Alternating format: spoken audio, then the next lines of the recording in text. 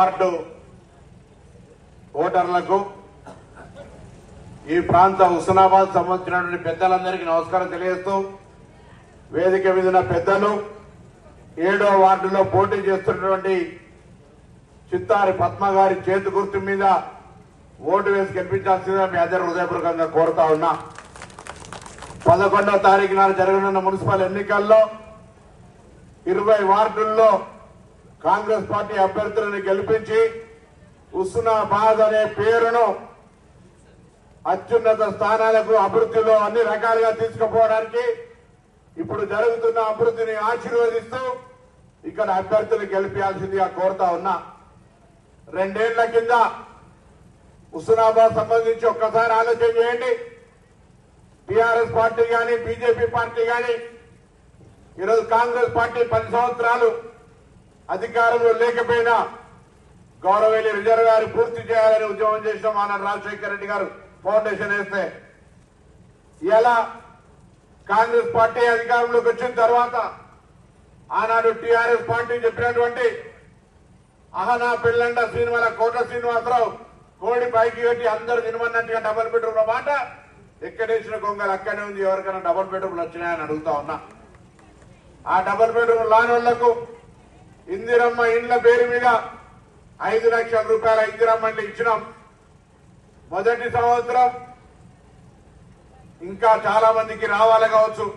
10 ఏళ్లు రానప్పుడు కొంతమంది అర్హత ఉన్నాళ్ళు ఇంకా ఉండొచ్చు. కానీ ఇందిరమ్మ ఇండ్లు మొదటి సంవత్సరం అనేక మందికి రాష్ట్ర వ్యాప్తంగా లక్షల మందికి ఇవ్వడం జరిగింది.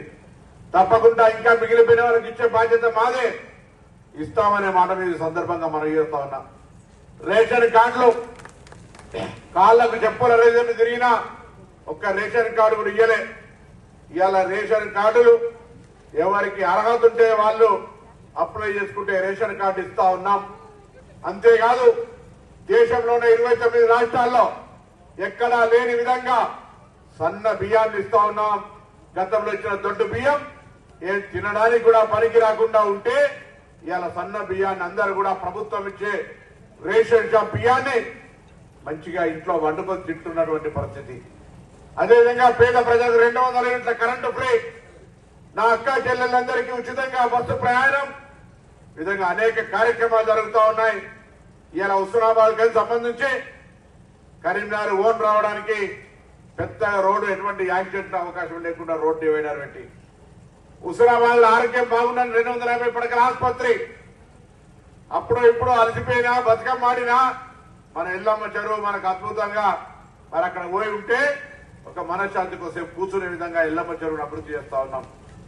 ఈ విధంగా సెటిల్మెంట్ పెట్టాము. ఇక్కడ సెటిల్మెంట్ ఎవరైనా అమ్మాయిలు గృహిణులు పోయి కుట్టు మిషన్ కానీ మరి అదేవిధంగా మగ్గం కానీ బ్యూటీషియన్ కానీ ఇంకా రకరకాల పనులున్నాయి. ట్రైనింగ్ నేర్చుకుంటే వాళ్ళ ఇంట్లోనే వారికి లోన్ ఇప్పించి ఉపాధి తెచ్చుకునే విధంగా ట్రైనింగ్ సెంటర్ పెట్టినాం. ఇక్కడ మహిళలందరికీ కుట్టు మిషన్లు ఇస్తున్నాం, వడ్డీ లేని రుణాలు ఇస్తా ఉన్నాం, ఇంకా అనేక కార్యక్రమాలు చేస్తాం. అధికారంలో ఉన్నాం. ప్రజల అవసరాల కొరకు మా బాధ్యత. 10 ఏళ్లుగా చేయనోళ్ళు వాళ్ళు వీళ్ళు మాట్లాడుతా ఉన్నారు. నేను అడుగుతా ఉన్నా ఇవాళ అసలు ఓటు అడిగే హక్కు మీకు ఎక్కడుంది?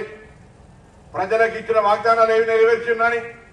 అందుకే నేను తెలంగాణ ప్రభుత్వం రేవంత్ రెడ్డి గారు రాష్ట్ర వ్యాప్తంగా జరుగుతున్న అభివృద్ధి పనులను ఆశీర్వదించాలంటే ఈ మున్సిపల్ ఎన్నికల్లో 20 వార్డుల్లో కాంగ్రెస్ పార్టీ అభ్యర్థిని గెలిపియండి.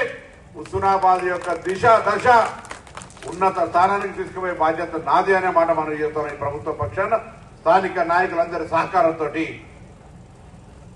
కొత్త చెరువు, పల్లె చెరువు, హాస్పిటల్ ఇట్లా ఒక్కటే కాదు అన్ని రకాల పనులు జరుగుతున్న ఈ సందర్భంలో మీ ఆశీర్వచనాన్ని కోరుతూ తప్పకుండా పద్మక 3వసారి కౌన్సిలర్ ఇక్కడ 3వసారి ఆశీర్వదించండి.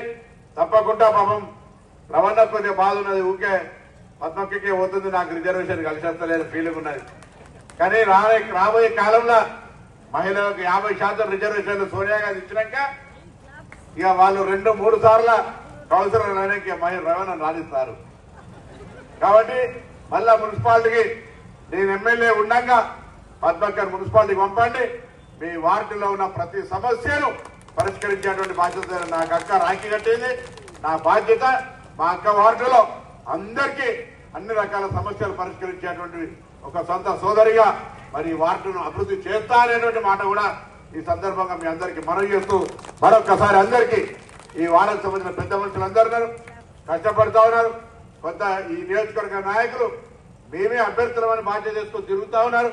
ఎన్నికలు అయ్యేదాకా ప్రతి ఓటు మీద ఒక దృష్టి పెట్టి ఒక ఓటు కూడా అవ్వకుండా మనం పనిచేసినాం, మనకు ఆశీర్వచనం కావాలి, మనం ఇంకా పనిచేస్తాం అనేది చెప్పుకుంటా ప్రతి ఓటర్ను మరి కన్విన్స్ చేసేటువంటి బాధ్యత అభ్యర్థి ఇన్ఛార్జ్ స్థానిక నాయకులని చెప్తూ మీ అందరూ కూడా తప్పకుండా కాంగ్రెస్ పార్టీని ఆశీర్వదించండి.